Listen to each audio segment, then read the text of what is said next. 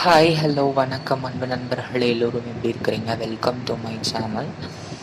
இன்னைக்கு நாம் as usual ஆடி மாதம் அப்படிங்கிறதுனால அம்பாள் வழிபாடை தான் நம்ம பார்க்க போகிறோம். நேற்று வெள்ளிக்கிழமை, இன்னைக்கு சனிக்கிழமை. அதாவது நான் இந்த வீடியோ பதிவு செய்யக்கூடிய இந்த நாள் சனிக்கிழமையாக இருக்குது. நேற்று நிறைய பேர் பூஜை செஞ்சுருப்பீங்க, விசேஷமாக அம்பாளுக்கு நிறைய நெய்வேத்தியங்கள்லாம் வச்சுருப்பீங்க. ஸோ அம்பாளுக்கு பிடித்த நைவேத்தியம் அப்படின்றது பார்த்தீங்க அப்படின்னா உங்களுக்கே தெரியும். இந்த ஆடி மாதத்தில் கூழ், இந்த கூழ் வார்த்தல் அப்படிங்கிற ஒரு விஷயம் எதுக்காக நம்மளுக்கு வந்தது அப்படின்னு பார்த்தீங்கன்னா, இனிமே வரும் காலங்கள் எல்லாமே மழை காலங்கள் தான்.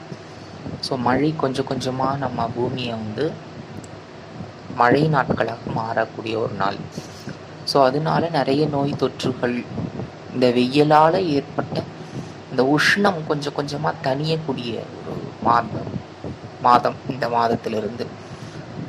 ஸோ இந்த உஷ்ணம் தணியக்கூடிய அந்த நேரத்தில் நிறைய பேருக்கு இந்த உடல் சூடுனால அம்மை, உடல் சூடு, வயிற்றில் பிரச்சனைகள், சாப்பாடு சரியாக செரிக்காமல், உடல் குளிர்ச்சி இல்லாமல் ரொம்ப ஹீட்டாக இருக்கும். ஸோ இந்த நேரத்தில் நீங்கள் இந்த கூழ், அந்த கேழ்வரகு கூழை நீங்கள் எடுத்துக்கிட்டீங்க அப்படின்னா அது உடம்புக்கு குளிர்ச்சியை தரும். ஸோ அதை நம்ம சொன்னால் தானாக எடுத்துக்க போகிறது கிடையாது. ஸோ கடவுள் பேரை சொல்லி, நம்மளுக்கு முன்னோர்கள் சொல்லி வைத்த ஒரு நெய்வேத்தியம் தான் இந்த கூழ். இந்த கூழ் வார்த்தல் அப்படிங்கிற ஒரு விஷயமே ரொம்ப ஆரோக்கியமான ஒரு விஷயம். இந்த கூழை 2 வகையாக செய்யலாம். ஒன்று கம்பு மாவில் செய்யலாம், இல்லை கேழ்வரகு மாவில் செய்யலாம். ஆனால் பெரும்பாலும் கேழ்வரகு மாவில் தான் செய்வாங்க. இதை நீங்கள் இனிப்பாகவும் சாப்பிடலாம், நாட்டு சக்கரை போட்டு, இல்லை உப்பு போட்டு கஞ்சி பதத்துலேயும் குடிக்கலாம். இதில் பச்சரிசி கஞ்சி, இதில் பச்சரிசி சேர்த்து வெங்காயம், மாங்காய்,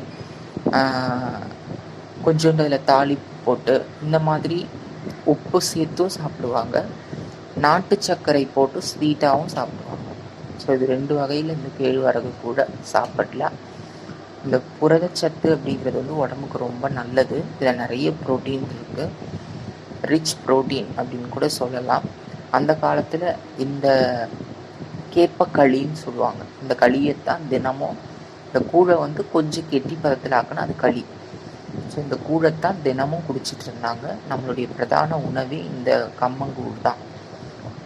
ஸோ இதை இந்த மாதத்தில் ஏதோ ஒரு நாளில் கண்டிப்பாக அம்பாளுக்கு வைத்து படைத்து நாமும் அதை உட்கொள்ள வேண்டும் அப்படிங்கிறது தான் முன்னோர்களினுடைய ஒரு எண்ணம். ஸோ அதனால் இந்த கூழை அம்பாளுக்கு நெய்வேத்தியமாக படைத்து இதனால் உடல் ஆரோக்கியம் நாம் பெற்று வாழ்க்கையில் எல்லா விதமான சகல சௌபாக்கியங்களையும் அம்பாள் நமக்கு தர வேண்டும் என்று வேண்டி இந்த பதிவை நிறைவு செய்கிறேன். இன்னும் பல பதிவுகள் அடுத்தடுத்தது நம்ம பார்க்கலாம். Thank you so much.